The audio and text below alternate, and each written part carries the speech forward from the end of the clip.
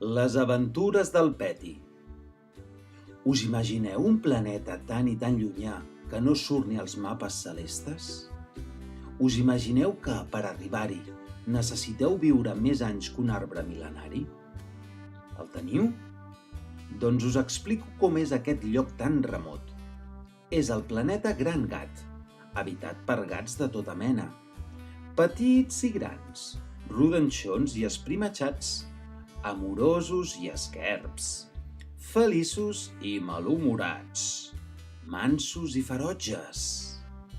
Un planeta al qual és impossible viatjar si es té al·lèrgia als gats, perquè et poses a fer estornuts tota l'estona i no pots parar. De lluny, el planeta sembla una gran bola de pèl. És aquí on va néixer el Petty, el gat que protagonitza aquesta història. De ben petit ja va mostrar com era de caràcter, alegre, divertit i bon gat. Al planeta Gran Gat tothom porta un nom que expliqui una mica com és, i el Petty el van batejar així perquè era petit, especial, talentós i imaginatiu. De gats així no hi ha gaires. I per què era així? Doncs perquè llegia molt, sabia de tot i sempre en tenia una per dir. Al planeta Gran Gat hi regnava el rei catastròfic, que, com el seu nom indica, no feia gens bé les coses. Era desorganitzat, caòtic, poca traça, i tot el que feia acabava anant malament. Potser per això, un mal dia, al planeta van començar a passar coses desagradables. Una d'elles, i molt important, és que es van acabar les lectures. Hi havia pocs llibres i tothom ja se'ls havia llegit diverses vegades. Més de 1.400 vegades per ser més concrets. I es van començar a sentir molts miols de gat.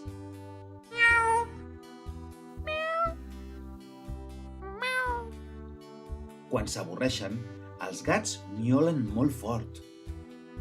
El rei, que coneixia les grans qualitats del Petty, el va fer avisar.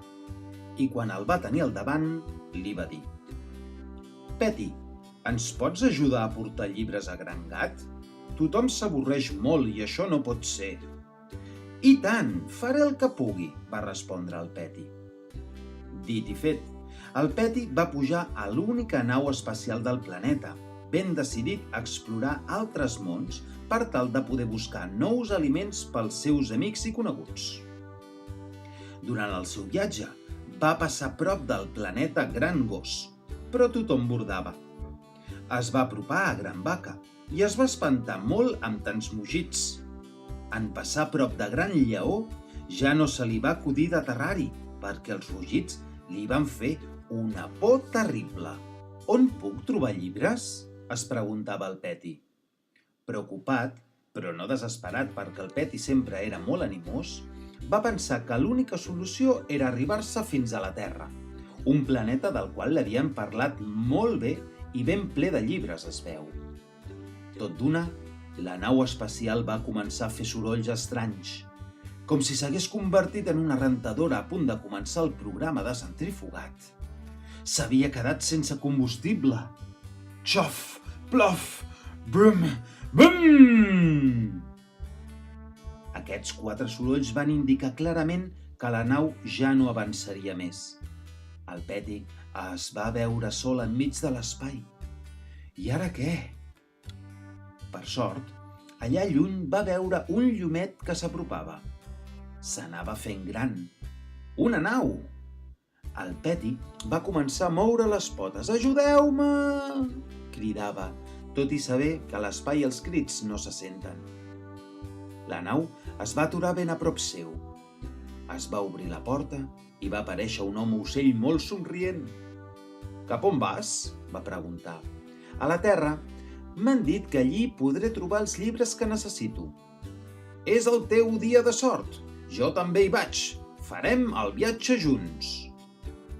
L'home ocell, que es deia Vol, era tan divertit i simpàtic que el Petty es va passar tot el viatge rient. Sense adonar-se'n, tots dos van arribar a la Terra. buscar un lloc on aterrar no és fàcil, però el vol ho tenia clar. «Aquí mateix», va dir assenyalant un mapa. «Aquí? Com es diu aquesta ciutat?» «Sabadell». «Mira tu quin nom més bonic. Rima en clavell, martell, nivell i vedell. Som-hi!» «Sabadell? Aquesta ciutat la conec una mica. Aquí hi viu un amic meu, el Pixi. Amb una mica de sort el podré veure». La nau del vol va anar baixant, fins tocar terra. El vol i el Peti s'havien de separar. El vol anava a veure uns amics seus, uns ocells que viuen prop del riu Ripoll, i el Peti no sabia ben bé on anava, però segur que se'n sortiria. «Espero que trobis els llibres que busques, amic», va dir el vol. «I jo espero que tu volis més enllà», va respondre el Peti. «Ui, el meu supernàs d'home ocell em diu que aquí a la vora hi ha llibres», va dir el vol. «Ah, sí? On?», va preguntar el Peti. «Mira enllà i veuràs». El Peti no es podia creure el que veia. Hi havia un rètol molt gran on es podia llegir «Biblioteca de la Serra». «Bravo! Aquí sí que hi ha llibres», va dir el Peti contentíssim. Com ja sabeu, el Peti no només era petit, sinó també especial, talentós i imaginatiu. Així que de seguida va trobar la manera d'entrar a la biblioteca, encara que aquesta estava tancada. Es va esmunyir per una finestra i es va meravellar davant de tants llibres com veia. «Oh! Com els agradaria veure tot això als meus amics i amigues de Gran Gat! Ja no s'avorririen mai més!» Es va passejar per tota la biblioteca olorant els llibres, tocant-los suaument amb les seves potes. Va veure l'espai infantil, la sala d'adults, l'auditori, el taulell de préstec. I es va quedar bocabadat quan va veure una gàbia. Per què la volien? Per tancar-hi els llibres que es portessin malament? Segur que no. Hauré de parlar amb la directora de la biblioteca. A veure com es diu... va dir el Peti, tot buscant la informació que necessitava. Va veure un rètol a la porta d'un despatx. «Mira, es diu Montse. Segur que és molt maca i bona persona i m'ajudarà a portar llibres a Gran Gat». Després es va fixar en les armilles del personal de la biblioteca. Es deuen dir els tècnics. Mira, hi ha unes etiquetes on ho posa. Són l'Eva i el Joan. Han de ser simpàtics per força. A la secció d'infantil es va entretenir a mirar llibres de gats. «Aquest d'aquí s'assembla al meu amic Pixi». Però, esclar, no tot havia de ser tan fàcil. El que el Peti no sabia és que algú l'estava observant des de la foscor. L'havia vist entrar a la biblioteca i l'havia seguit. Era un gat, també, però no pas tan maco i divertit com el Peti. Es deia Grapes Peludes i no li agradaven ni els llibres ni els éssers que llegien. De fet, no volia aprendre res, ni passar-s'ho bé, ni ser feliç. «Aquest gat no se'n sortirà amb la seva», va pensar el Grapes Peludes.